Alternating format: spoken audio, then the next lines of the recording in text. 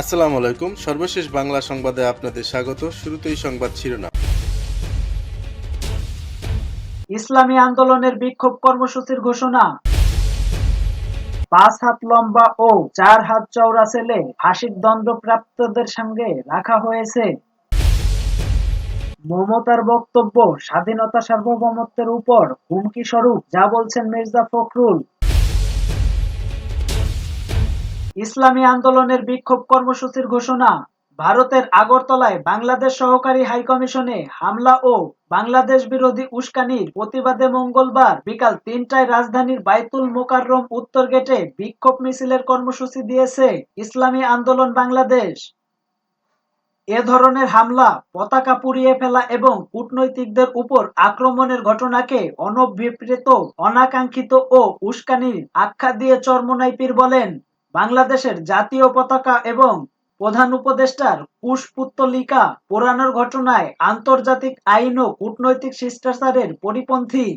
তিনি আরো বলেন, আন্তর্জাতিক আইন লঙ্ঘন করে কলকাতা ও আগরতলায় ভারতের সরকার দলীয় উগ্রকর্মীরা বাংলাদেশ সহকারী হাইকমিশনে হামলা করে। এমনকি দূতাবাসের ওপর থেকে বাংলাদেশি পতাকা নামিয়ে টেনে হিঁচড়ে ছিঁড়ে ফেলা হয়েছে। চরমোনাই পীর বলেন, বাংলাদেশের অভ্যন্তরীণ বিষয় নিয়ে বিজেপি সরকারের আশ্রয় প্রশ্রয়ে ভারতের একের পর এক বিক্ষোভের মধ্যে আগরতলার ত্রিপুরায় অবস্থিত বাংলাদেশি হাইকমিশনে যে হামলা চালানো হয়েছে, কোনো সভ্যজাতি তা করতে পারে না। তিনি বলেন, বিশ্বের সর্ববৃহৎ গণতান্ত্রিক রাষ্ট্রের দাবিদার ভারতে আজ প্রতিবেশী রাষ্ট্রের কূটনৈতিকদের নিরাপত্তা দিতে চরমভাবে ব্যর্থ পরিচয় দিয়েছে। এজন্য ভারতকে বাংলাদেশের কাছে ক্ষমা চাইতে হবে। ভারত সরকার বাংলাদেশ হাইকমিশন, সহকারী হাইকমিশন সহ কূটনৈতিকদের নিরাপত্তা দিতে ব্যর্থ হলে বাংলাদেশ সরকারের উচিত হবে ভারত থেকে মিশন ফিরিয়ে আনা।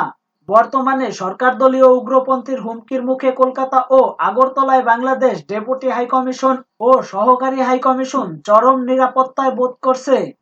আন্তর্জাতিক আইন এবং ভিয়েনা কনভেনশনের প্রতি শ্রদ্ধা জানিয়ে ভারতের অবস্থানরত বাংলাদেশের সব কূটনৈতিক মিশন ও কূটনৈতিকদের নিরাপত্তা বিধান করার জন্য ভারত সরকারের প্রতি আহ্বান জানিয়েছেন চরমোনাই পীর। 5 হাত লম্বা ও 4 হাত চওড়া ছেলে ফাঁসির দণ্ডপ্রাপ্তদের সঙ্গে রাখা হয়েছে।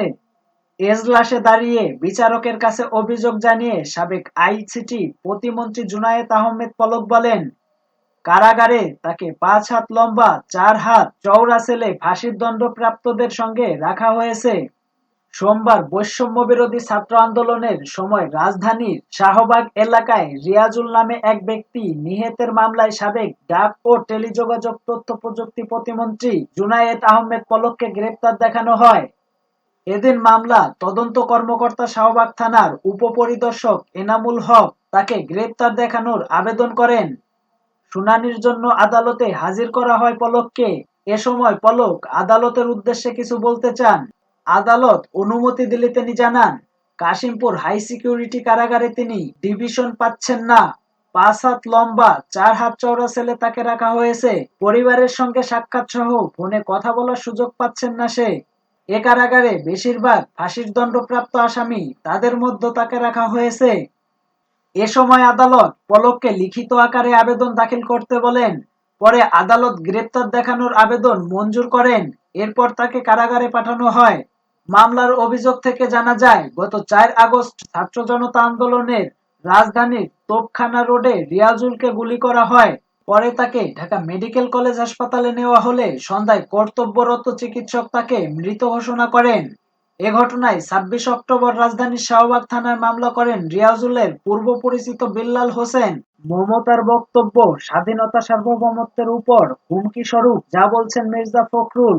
বাংলাদেশ নিয়ে পশ্চিমবঙ্গের মুখ্যমন্ত্রী মমতা বন্দ্যোপাধ্যায়ের বক্তব্য স্বাধীনতা সার্বভৌমত্বের উপর হুমকি স্বরূপ বলে মন্তব্য করেছেন বিএনপির মহাসচিব মির্জা ফখরুল ইসলাম আলমগীর। অবিলম্বে এই ধরনের বক্তব্য প্রত্যাহারের দাবি জানান তিনি।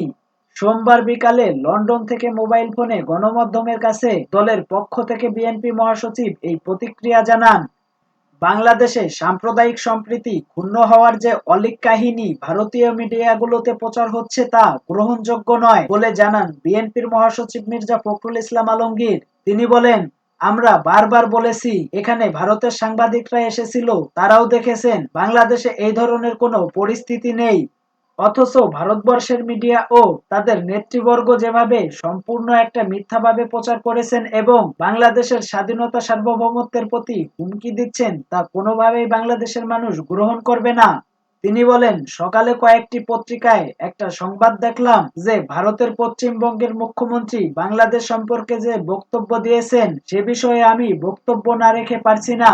মমতা বন্দ্যোপাধ্যায় যে উক্তি করেছেন বাংলাদেশে শান্তি বাহিনী প্রেরণের, এটা সম্পূর্ণভাবে বাংলাদেশের স্বাধীনতা সার্বভৌমত্বের প্রতি হুমকি স্বরূপ এবং আমরা মনে করি এই বক্তব্যের মধ্য দিয়ে নেতৃবর্গের যে দৃষ্টিভঙ্গি তা কিছুটা হলেও প্রকাশিত হয়েছে। মির্জা ফখরুল বলেন, মমতা বন্দ্যোপাধ্যায়ের এই বক্তব্য অবিলম্বে প্রত্যাহার করা উচিত। এই ধরনের কোনো চিন্তাও তাদের মধ্যে আশা করা উচিত নয়। কারণ বাংলাদেশের মানুষ মুক্তিযুদ্ধ করে স্বাধীন হয়েছে এবং সম্প্রতি একটা বিপ্লবের মধ্য দিয়ে তারা গণতন্ত্রকে ফিরে পেয়েছে। এদেশের মানুষ যে কোনো মূল্যে এই ধরনের চক্রান্তকে রুখে দেবে। এর আগে সোমবার পশ্চিমবঙ্গ বিধানসভায় মমতা বন্দ্যোপাধ্যায় বলেছেন, কেন্দ্রে জাতিসংঘের কাছে বাংলাদেশে শান্তি সেনা পাঠানোর আর্জি জানাক। এ বিষয়ে একটি লিখিত প্রস্তাবও তিনি কেন্দ্র সরকারকে দেবেন বলে জানিয়েছেন। পশ্চিমবঙ্গের মুখ্যমন্ত্রী বলেন, গত 10 দিন ধরে দেখছি কেন্দ্রীয় সরকার চুপ করে আছে।